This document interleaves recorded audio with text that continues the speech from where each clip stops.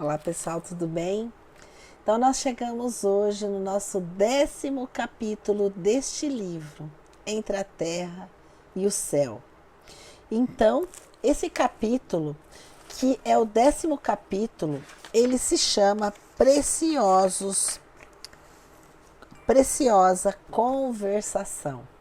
Então é interessante que nesse capítulo, a Blandina, que está em conversação juntamente com o Clarencio, com o André e com o Hilário, após aquele momento radioso onde as mãezinhas puderam reencontrar os seus filhinhos, naquele local, naquela colônia espiritual de crianças, chamado No Lar de Bênçãos. Então essas crianças foram recebidas, acolhidas pelas suas mãezinhas. Mas o Júlio, o nosso personagem que morreu por afogamento, não conseguia ficar junto com as crianças na escola, na escolinha, nos locais onde eles ficavam, e também não conseguia ficar junto com o coral cantando.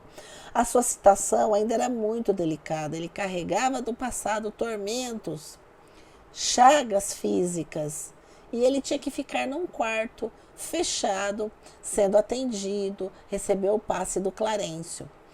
E aí a Blandina então está explicando para eles que o Júlio não era das piores crianças, que tinham crianças muito piores, em situações muito mais difíceis, em situações que elas tinham que ficar fechadas, praticamente enclausuradas.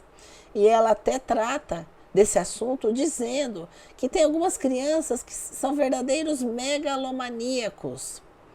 E essas crianças precisam ficar ali reservadas no local. E ela até dá o exemplo de uma planta, que a plantinha, quando ainda não tem condições de germinar, a terra não lhe proporciona aquelas condições necessárias e a planta está muito seca, ela necessita ficar retida na escuridão até que ela tenha capacidade, condições de germinar. E ela faz essa comparação com as crianças, é muito interessante. E outra questão também interessante que ela coloca nessas crianças, muitas dessas crianças que reencarnam e precisam ficar no lar da bênção, são crianças que estão nessa situação. Não são espíritos evoluídos, porque ela coloca que alguns espíritos que são mais evoluídos, mesmo quando desencarnam em tenra idade, eles conseguem assumir a posição, eles conseguem manipular o perispírito e já permanecer na condição adulta. São muitos espíritos evoluídos que ficam por tempo muito curto para reeducar seus familiares, para auxiliar a todos nesse processo da amorosidade. Mas as crianças que ali estão são crianças com necessidades e ainda não conseguem, por conta do processo doloroso que é o reencarne e também a desencarnação. E como essas crianças terão que reencarnar em breve, então elas permanecem nessa colônia espiritual.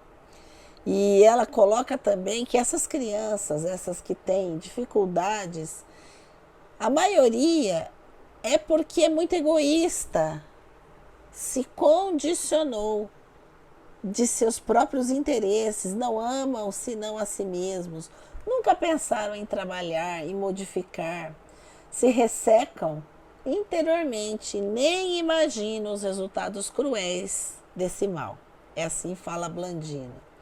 E ela coloca também que essas crianças são oferecidas para mãezinhas, que são uma falange de almas das mais belas experiências, de amor e sacrifício, carinho e renúncia, dispostas a sofrer e a morrer pelo bem-estar dos rebentos que a providência divina lhes confiou às mãos ternas e devotadas. Mas não são todas as mãezinhas que são assim, que há muitas mulheres, muitas mãezinhas que são mais fêmeas do que mães. Então elas muitas vezes ficam obcecadas pela ideia do prazer, da posse, despreocupam-se dos seus filhinhos e lhes favorecem a morte. O infanticídio inconsciente e indireto é largamente praticado no mundo, e como o débito reclama resgate, as delongas na solução dos compromissos acarretam enormes padecimentos nas criaturas que se submetem aos choques biológicos da reencarnação. Se veem prejudicadas suas esperanças na quitação com a lei. E ela coloca que, em regra, a multidão de criaturas se afastam do veículo carnal, atendendo a serviços de socorro e sublimação, mas em numerosas circunstâncias, a negligência, a irreflexão dos pais são responsáveis pelo fracasso dos filhinhos. E aqui, meus irmãos, a gente ressalta essa parte da responsabilidade que temos nós, pais, avós, familiares, na educação, na condução e na promoção dessas crianças para o serviço do bem, na promoção de espíritos milenares e aprendizes. Temos irmãs que nutrem pensamentos infelizes e envenenam o leite materno, comprometendo a estabilidade orgânica dos recém-natos. Vejam que situação triste. Então, daí, mais uma vez, a importância do pensamento. Os nossos pensamentos, eles dirigem, eles condicionam, eles curam, mas eles também adoecem o nosso corpo, e não somente o nosso corpo, mas o corpo dos filhos, que são amamentados pelo leite materno.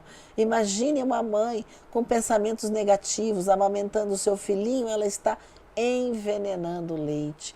Então, quando a gente ouve dizer, eu vou amamentar, a pessoa tem que estar tranquila, tem que estar calma, tem que estar dedicada, porque esse leite, ele está sendo magnetizado, a criança está recebendo não só o alimento do corpo, mas o alimento para o espírito, para a alma. Então vejam que interessante. E aí ela fala que rixas de casais projetam raios magnéticos de natureza mortal aos filhinhos, arruinando-lhes a saúde.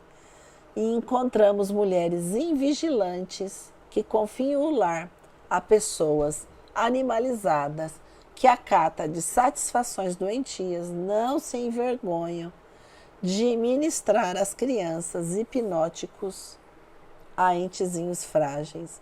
Isso eu já vi pessoas me dizerem, que muitas vezes colocaram seus filhinhos nas mãos de babás, porque todos precisamos trabalhar, e as babás deram calmantes aos seus filhos. Vejam que triste, envenenando a criança para ficar mais tranquila.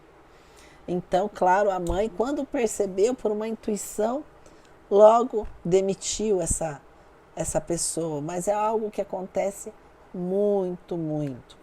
Então, toda essa situação narrada por Blandina nos dá mostras da responsabilidade de todos, de direcionar, envolver. E ela ainda coloca da importância do trabalho, que o trabalho não será transferido a ninguém. Ela colocou também que quando o espírito já conseguiu uma evolução mental, ele adquire poder facilmente de voltar à forma normal, como a gente colocou aqui. E ela colocou mais que lá nesse local ela valoriza o período de recuperação do veículo físico. E a criança, então, é necessário a sua transformação.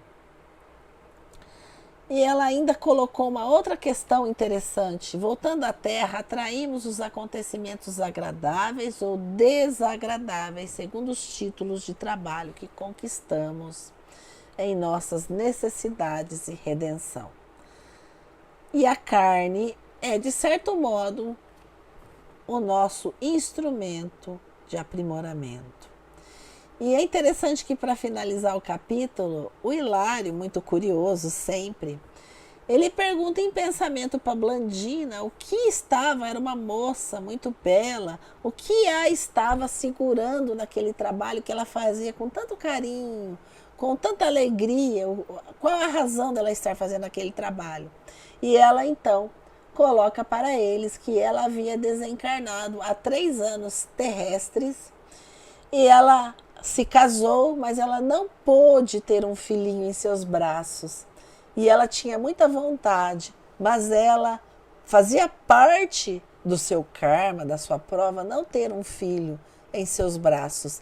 Então, ela foi para este local para aprender a amar as crianças, os pequenos, para numa próxima encarnação aprender a ser mãe, aprender a amar, quitando assim os seus débitos carnais.